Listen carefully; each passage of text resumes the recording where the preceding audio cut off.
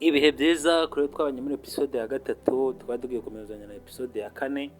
Amahoro abura mu mutima. Diane atangira kurwara umutima kubera agahinda.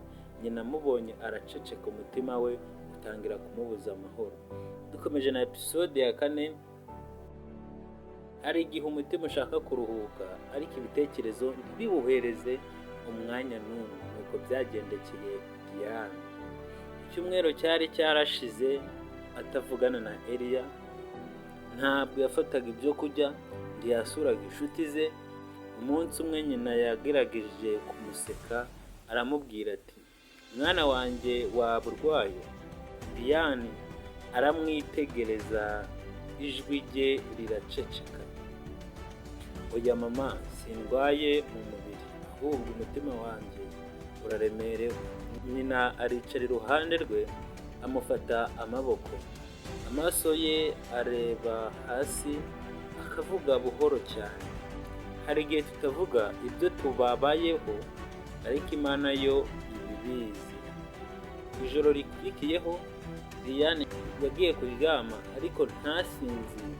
Ahaguruka mu gicuku, afungura ikarita yari yaranditseho izina rya Eliya. Ategereza, amarira atangira gusohoka buhoro buhoro. Avuga n'ijwi rito cyane, ese koko Imana ishobora kuba yaremeye ko dukundana ngo duce mu marira nk'aya? Ku rundi ruhande Eliya nawe yari atangiye guhinduka. Abaturanyi batangiye kumubona asa n'uwabuze icyerekezo. Ntajya akora cyane nk'uko byahoze. N'iyo ari gusenga ijwi rye rihagarara hagati. Umusaza wo mu mudugudu witwaga Kalisa aramubwira ati, mwana wanjye, urukundo si impamvu yo kwiyicisha umutima. Iyo Imana iri hagati yanyu ntibikuraho inzira y'inzitane. Eliya araseka buhoro ariko ijwi rye ririmo amarira. Ntabwo ndi kubabara kubera gukundana, ndababara kuko isi itumva icyo urukundo nyakuri icyo ari cyo. Iminsi yakurikiragaho Diane yagiye kurwara umutima. Ntiyagiraga ibitotsi, ntiyashoboraga kujya neza. Nyina aragenda amureba arira, ariko agatinya kubwira Mugiraneza. Ku manywa y'ikirenga Mugiraneza asubira mu rugo, akumva nyina wa Diane ari gusengera mu cyumba. Aravuga ati, mbese ubu urasengera iki uwo musore se? Nyina amureba ijisho rimwe, aramubwira buhoro, ndasengera umutima w'umwana wawe kuko urashize. Mugiraneza ahita yikanga, avuga ijwi rirenga, ibyo ni ubupfu. Uyu mukobwa azakira igihe azibagirwa ibyo byose.